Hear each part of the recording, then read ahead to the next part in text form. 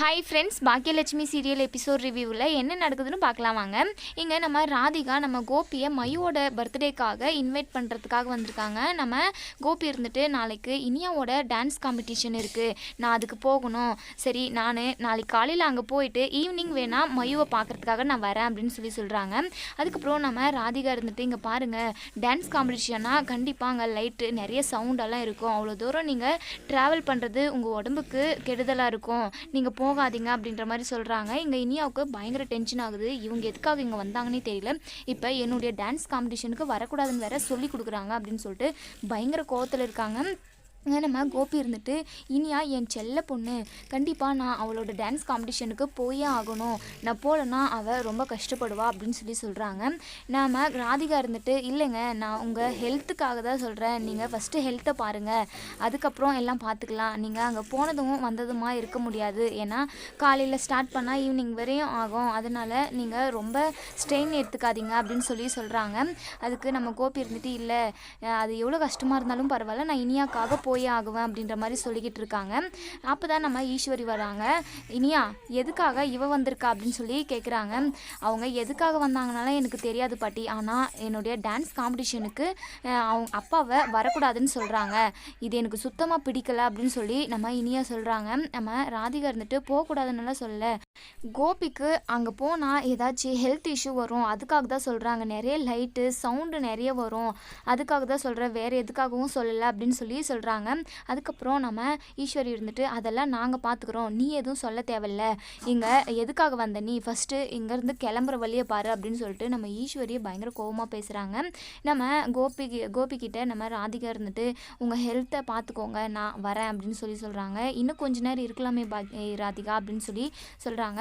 அதெல்லாம் ஒன்றும் தேவையில்ல, நான் கிளம்புறேன் அப்படின்னு சொல்லிட்டு நம்ம ராதிகா வெளியே வந்துடுறாங்க. பின்னாடியே இங்கே இனியாவும் வந்து இங்கே பாருங்கள், உங்கள் வேலை என்னவோ அதை மட்டும் பாருங்கள், நாங்கள் ரொம்ப நாள் கழிச்சு இப்போ தான் சந்தோஷமாக நிம்மதியாக இருக்கும், என் அப்பாவை விட்டு தயவு செஞ்சு போயிடுங்க, அது என்ன என்னுடைய டான்ஸ் காம்படிஷனுக்கு நீங்கள் வரக்கூடாதுன்னு சொல்கிறீங்க, என்ன அப்பாவை என்கிட்டேருந்து பிரிக்கலான்னு பார்க்குறீங்களா, அது மட்டும் நடக்கவே நடக்காது, தயவு செஞ்சு என் அப்பாவை விட்டுட்டு நீங்கள் போயிடுங்க அப்படின்னு சொல்லிட்டு இங்கே நம்ம ராதிகா கிட்ட இனியா வந்து பயங்கரமாக பேசிக்கிட்டு இருக்காங்க. இங்கே நம்ம ராதிகா சொல்கிறாங்க, நான் எந்த ஒரு தப்பான எண்ணத்துலையும் சொல்ல, கோபியோட ஹெல்த் இஷ்யூனால தான் நான் சொன்னேன் அப்படின்னு சொல்கிறாங்க. உடனே அதெல்லாம் நாங்கள் பார்த்துக்குறோம், நீங்கள் இந்த சைடு வராமல் இருந்தாவே எங்களுக்கு ரொம்ப நல்லா இருக்கும், தயவு செஞ்சு என் அப்பாவுக்கு டிவோர்ஸ் கொடுத்துருங்க அப்படின்னு சொல்கிறாங்க. இதை கேட்டதுமே நம்ம ராதிகா பயங்கர டென்ஷன் ஆகுறாங்க, ரொம்பவே ஷாக் ஆகுறாங்க. இங்கே பாரு இனியா, இதெல்லாம் பெரியவங்க பேச்சு, நீ எந்த ஒரு பேச்சும் இந்த மாதிரி பேசக்கூடாது சரியா, ஏன்னா உனக்கு எதுவும் தெரியாது அப்படின்னு சொல்கிறாங்க. அப்படியெல்லாம் ஒன்றும் கிடையாது, இதை விட ரொம்ப சின்ன வயசுலேயே என் அம்மாவோட டிவோர்ஸை பார்த்துவேன் நான், எனக்கு எல்லாம் தெரியும், நீங்கள் என் அப்பாவை விட்டு போனால் தான் கண்டிப்பாக என் அப்பாவும் சந்தோஷமாக இருப்பார், நாங்கள் எல்லாரும் சந்தோஷமாக இருக்கோம், எனக்கு ரொம்ப பயமாக இருக்குது, நீங்கள் என் அப்பாவை என்கிட்டேருந்து பிரிச்சிருவங்களோன்ட்டு, இந்த சைடு வர்றதை ஃபஸ்ட்டு நிப்பாட்டுங்க அப்படின்னு சொல்லிட்டு ரொம்பவே பேசிடுறாங்க இனியா.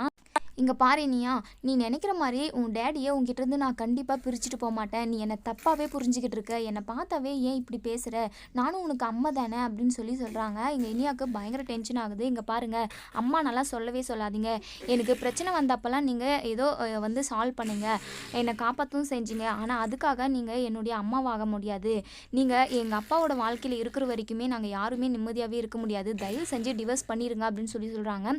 இங்கே பாரு இனியா, நீ பேசுகிறதால எனக்கு ரொம்ப கஷ்டமாக இருக்கு இனியா, இந்த மாதிரிலாம் பேசாத அப்படின்னு சொல்கிறாங்க. இங்கே பாருங்கள், நான் பேசுகிறது மட்டும்தான் உங்களுக்கு கஷ்டமாக இருக்குது, ஆனால் நீங்கள் இங்கே வந்துட்டு போகிறது, என் அப்பா கூட பேசுறது, என் அப்பாவை என்கிட்டருந்து பிரிக்க நினைக்கிறது, இதெல்லாம் எனக்கு எவ்வளோ கஷ்டமாக இருக்குது தெரியுமா, எங்கள் அம்மாவுக்கு ஒன்றும் எங்கள் அப்பாவை பிடிக்காமல் போகலை, ஏதோ நீங்கள் என் அம்மாவோட ஃப்ரெண்டாக போயிட்டீங்க, அதனால தான் எங்கள் அம்மா எதுவுமே உங்ககிட்ட கேட்காம இருக்காங்க, அதுக்கு மரியாதை கொடுத்து தயவு செஞ்சு நீங்கள் எங்கள் அப்பாவை விட்டு பிரிஞ்சு போயிடுங்க, என் அப்பாவை என்கிட்டருந்து பிரிக்க நினச்சிங்கன்னா அவ்வளோதான், நான் என்ன பண்ணுவேன்னு எனக்கே தெரியாது அப்படின்னு சொல்லிட்டு இங்கே நம்ம இனியா ஓவராக பேசிக்கிட்டு இருக்காங்க.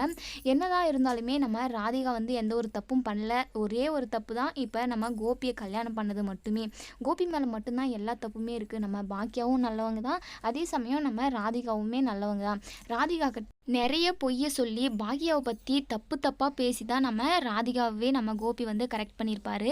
இதில் நம்ம பாக்யாவும் தப்பு இல்லை, நம்ம ராதிகாவும் தப்பு இல்லை, எல்லா தப்புமே கோபி தான். அதை வந்து வீட்டில் உள்ள யாருமே புரிஞ்சுக்க மாட்டாங்க. நம்ம இனியாவுமே நம்ம ராதிகாவை பயங்கரமாக கஷ்டப்படுத்தி பேசிடுறாங்க. அதுக்கப்புறம் நம்ம இனியா லாஸ்ட்டாக சொல்லிடுறாங்க, இங்கே பாருங்கள், நாளைக்கு என் அப்பாவை கூட்டிகிட்டு போகிறதுக்காக நீங்கள் இங்கே வரவே வராதிங்க, கொஞ்சம் கொஞ்சமாக என் அப்பாவை உங்கள் வீட்டுக்கு கூட்டிகிட்டு போயிட்டு அங்கேயே நிப்பாட்டிக்கலான்னு பார்க்குறீங்க தானே அப்படின்னு சொல்லிட்டு இன்னுமே கஷ்டப்படுத்தி பேசிக்கிட்டே இருக்காங்க. ராதிகா இருந்துட்டு, இங்கே பாரு இனியா, இதுக்கப்புறம் ஒரு வார்த்தை பேசாத, தயவு செஞ்சு என்னை விட்டுரு அப்படின்ற மாதிரி நம்ம ராதிகா வந்து அங்கேருந்து கிளம்பிடுறாங்க.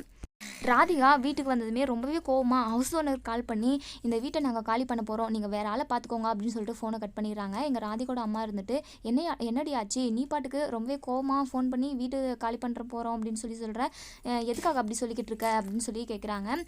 இல்லைம்மா, அந்த இனியாவும் அவங்க பாட்டியும் எவ்வளோ பேசி அனுப்பிட்டாங்க, என்ன எனக்கு ரொம்ப கஷ்டமாக இருக்குமா, இதுக்கப்புறம் எனக்கு கோபியும் வேண்டாம், வேறு யாருமே வேண்டாம், எனக்கு மயு மட்டும் போதும் அப்படின்னு சொல்கிறாங்க. என்னடி நீ பாட்டுக்கு பேசிக்கிட்டு இருக்க, என்ன நடந்ததுன்னு சொல்லு அப்படின்னு சொல்லி கேட்குறாங்க.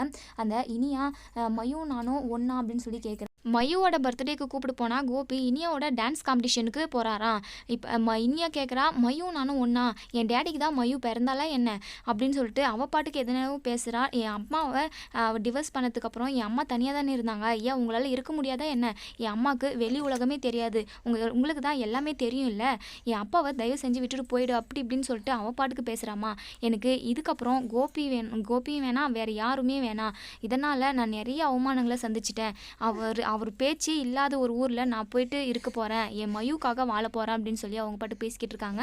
இங்கே ராதிகாவோட அம்மா இருந்துட்டு, இங்கே பாரு இடத்தங்க கவுத்தோன்னு சொல்லிட்டு நீ பாட்டுக்கு ஒரு முடிவு எடுக்காத, நீ ஹவுஸ் ஓனருக்கு கால் பண்ணி நான் இந்த வீட்டிலே தான் இருக்கேன், நான் வீடு காலி பண்ணல அப்படின்னு சொல்லுடி அப்படின்னு சொல்கிறாங்க. ஆனால் இங்கே ராதிகா இருந்துட்டு, இல்லைம்மா நான் முடிவு எடுத்தது தான் அப்படின்னு சொல்கிறாங்க. இங்கே நம்ம செல்வி இருந்துட்டு பாக்கியா கிட்ட, அக்கா உங்கள் ஜாதகம் இருந்தால் எடுத்துகிட்டு வந்து கொடுங்கக்கா, ஏன்னா நான் ஒரு ஜோசியர் எனக்கு தெரியும், அவங்க எப்போ சந்தோஷம் நிம்மதி எல்லாம் வரும் அப்படின்ட்டு பக்குவமாக எடுத்து கரெக்டாக சொல்லுவாங்க, நம்ம அங்கே எடுத்துகிட்டு போய் உங்கள் ஜாதகத்தை கொடுக்கலாம், உங்களுக்கு எப்போ சந்தோஷம் நிம்மதி எல்லாம் வருதுன்னு சொல்லிட்டு தெரிஞ்சுக்கலாம் அப்படின்னு சொல்லி கேட்குறாங்க. அதுக்கு நம்ம பாக்கியா இருந்துட்டு, அதெல்லாம் நானே சொல்கிறேன், மற்றவங்களோட கஷ்டத்தை அவங்க சொல்கிறத நான் கேட்குறது தான் என்னுடைய தப்பே, ஏன்னா அதை நான் கேட்டு அவங்களுக்காக நான் எல்லாத்தையுமே பண்ணுறேன் இல்லையா, அதனால தான் என்னுடைய நிம்மதி சந்தோஷம் எல்லாமே போகுது, மற்றவங்க பேசுறதை நான் காது கொடுத்து கேட்காம இருந்தனாலே எல்லா சந்தோஷமும் எனக்கு தேடி வந்துடும் அப்படின்னு சொல்லி பேசிக்கிட்டு இருக்காங்க. அதுக்கப்புறம் நம்ம கோபி வராங்க. நம்ம பாக்கியா சமைச்ச சாப்பாடை பார்த்துட்டு, ரொம்ப சூப்பராக சமைச்சிருக்க பாக்கியா, நீ சாம்பார் வச்சது செம்ம வாசனையாக இருக்குது அப்படின்னு சொல்லிட்டு எடுத்து டேஸ்ட் பண்ணி பார்க்குறாங்க. சூப்பராக இருக்குது பாக்கியா அப்படின்னு சொல்லிட்டு சொல்கிறாங்க. இங்கே நம்ம பாக்கியா இருந்துட்டு, உங்களுக்கு என்ன தான் பிரச்சனை, நான் உங்ககிட்ட ஏதாச்சும் கருத்து கேட்டேன்னா, நான் யாருக்கு சமைச்சினோ அவங்க சாப்பிட்டு பார்த்துட்டு அவங்க கருத்து சொல்லிட்டோம், நீங்கள் எதுவும் சொல்லாதீங்க, சும்மா காப்பி போட்டு கொடுக்குறது, சமைச்ச சாப்பாடு நல்லா இருக்குன்னு சொல்கிறது, இதெல்லாம் வச்சுக்காதீங்க, சும்மா நடிக்காதீங்க அப்படின்னு சொல்கிறாங்க. எங்கள் கோபி இருந்துட்டு, என்ன பாக்கியா பேசுகிற, நான் நடிக்கிறேன்னா, நடிப்பெல்லாம் கிடையவே கிடையாது பாக்கியா, என் அம்மா எனக்கு உயிர் கொடுத்தாங்கன்னா மறுபிறவி கொடுத்தது நீ, ஏன்னா என் உயிரை நீ காப்பாற்றிருக்க, வெறும் நன்றி கடன் மட்டுமே, வேறு எதுவும் கிடையாது அப்படின்னு சொல்கிறாங்க. இங்கே செல்வி இருந்துட்டு, பேசுறதெல்லாம் நல்லா தான் பேசுகிறீங்க சார் அப்படின்னு சொல்கிறாங்க. இங்கே பார் செல்வி, நீ வேலைக்கு தானே வந்திருக்க, உங்ககிட்ட ஏதாச்சும் கேட்குட்டாங்களா, நீ வேலைக்கு வரையே தவிர வேலையே செய்கிறதில்ல, எப்போ பாரு பேச்சே தான் அப்படின்னு சொல்கிறாங்க. சார் இனிமேல் நான் நல்லா வேலை செய்கிறேன், பம்பரை மாதிரி சுற்றின்னு வேலை செய்கிறேன் அப்படின்னு சொல்கிறாங்க. நம்ம பாக்கியா இருந்துட்டு, செல்வி வேலை செய்கிறாளா இல்லையா அப்படிங்கிறதெல்லாம் நான் பார்த்துக்கிறேன், உங்கள் வேலையை நீங்கள் பாருங்கள் அப்படின்னு சொல்கிறாங்க. அப்போ தான் நம்ம கோபிக்கு கால் வருது. என்ன சார், ஹவுஸ் ஓனர் பேசுகிறாங்க, என்ன சார் உங்கள் மிஸ்ஸஸ் வந்து வீடு காலி பண்ணுறேன்னு சொல்கிறாங்க, உடனே ஃபோனை கட் பண்ணுறாங்க. வீடு காலி பண்ணுறதுக்கு முன்னாடியே ஒரு மாதம் 2 மாதம் முன்னாடியே தானே சொல்லணும்னு சொல்லியிருக்கேன், அப்படி நீங்கள் காலி பண்ணுறதா இருந்தால் 2 மாதம் வாடகையை நீங்கள் எக்ஸ்ட்ரா தான் கொடுக்கணும் அப்படின்னு சொல்லிட்டு ரொம்பவே கோவப்படுறாங்க. சரி நீங்கள் எதுக்காகவும் கோவப்படாதீங்க, இந்த விஷயம் எனக்கு தெரியவே தெரியாது அப்படின்னு சொல்கிறாங்க. உங்களுக்கு தெரியாதா, சரிங்க நீங்கள் எதோ ஒன்று பேசிட்டு சொல்லுங்கள் அப்படின்னு சொல்கிறாங்க. சரிங்க சார், நான் எதோ ஒன்றும் ராதிகா கிட்ட பேசிட்டு சொல்கிறேன், நீங்கள் எதுக்கும் கோவப்படாதீங்க ப்ளீஸ் அப்படின்னு சொல்லி நம்ம கோபி சொல்கிறாங்க. இங்கே நம்ம பாக்கியா பயங்கர ஷாக் ஆகுறாங்க. ராதிகா வீட்டை காலி பண்ணுறாங்களா, அச்சோ அவங்க என்ன நினச்சாங்களோ, நான் அப்போவே சொல்லியிருந்தேன் கோபியை நான் உங்கள் வீட்டுக்கே அனுப்பி வச்சிடுறேன்னு, இப்போ என்ன நினச்சிக்கிட்டு இருக்காங்கன்னு தெரியலையே அப்படின்னு சொல்லிட்டு பயங்கரமாக யோசிச்சுட்டு இருக்காங்க. இன்னொரு சைடு நம்ம கோபியுமே ராதிகா எதுக்காக வீட்டை விட்டு போவா அப்படின்னு சொல்லிட்டு இவங்களுமே பயங்கரமாக யோசிச்சுக்கிட்டு இருக்காங்க. நம்ம கோபி ராதிகா கால் பண்ணுறாங்க. ஆனால் கால் கட் பண்ணி விடுறாங்க. திரும்ப திரும்ப பண்ணிக்கிட்டே இருக்கிறதுனால நம்ம ராதிகா கால் அட்டன் பண்ணி உங்களுக்கு இப்போ என்னதான் வேணும் அப்படின்னு சொல்லி கேட்குறாங்க. ஏன் ராதிகா வீடு காலி பண்ணுறேன்னு சொல்லியிருக்க, என்கிட்ட ஒரு வார்த்தை கூட சொல்லலை, காலையில் கூட வந்து நல்லா தானே பார்த்துட்டு போனேன் அப்படின்னு சொல்லி கேட்குறாங்க. உங்களுக்கு என்ன, உங்ககிட்ட நான் எதுக்காக சொல்லணும், நீங்கள் தான் என் ஹஸ்பண்டே இல்லைல்ல, அப்போ எதுக்காக நான் உங்ககிட்ட சொல்லணும் அப்படின்னு சொல்லி கேட்குறாங்க. ஏன் ராதிகா நீ பாட்டுக்கு பேசிக்கிற, நீயும் மையும் வீடை காலி பண்ணிட்டு எங்கே போக போகிறீங்க அப்படின்னு சொல்லி கேட்குறாங்க. அது உங்களுக்கு தேவையில்லாத விஷயம் அப்படின்னு சொல்லி கேட்குறாங்க.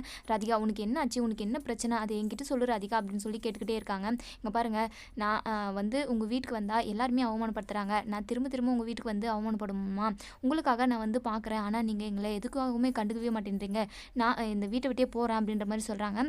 அதுக்கு நம்ம கோபி இருந்துட்டு, இங்கே பாரு ராதிகா, நீயா ஒரு முடிவு எடுக்காத, நீ நானும் சேர்ந்து வாழ்கிறதுக்காக அந்த வீட்டை வாடகைக்கு வாங்கணும், ஆனால் நீ இப்படி சொல்லாத ராதிகா, நீ நானும் சேர்ந்து முடிவு எடுக்கலாம், வா ராதிகா இங்கே வா, என்னை பார்க்க வா அப்படின்னு சொல்லி கூப்பிட்றாங்க. இல்லைங்க நான் வரல, திரும்ப திரும்ப வந்து உன் அம்மா கிட்ட நான் அசிங்கப்பட விரும்பலை அப்படின்னு சொல்லி சொல்கிறாங்க. ப்ளீஸ் ராதிகா எனக்காக இங்கே நீ வா அப்படின்னு சொல்லி சொல்கிறாங்க. அதுக்கப்புறம் நம்ம கோபி ரொம்ப நேரம் வெயிட் பண்ணிக்கிட்டு இருக்காங்க. ஈஸ்வரி இருந்துட்டு என்னடா என்ன பிரச்சனை அப்படின்னு சொல்லி கேட்குறாங்க. நீங்கள் கொஞ்ச நேரம் சைலண்ட்டாக இருங்கம்மா அப்படின்னு சொல்லி சொல்கிறாங்க. கொஞ்ச நேரம் கழிச்சு நம்ம ராதிகாவும் வீட்டுக்கு வராங்க.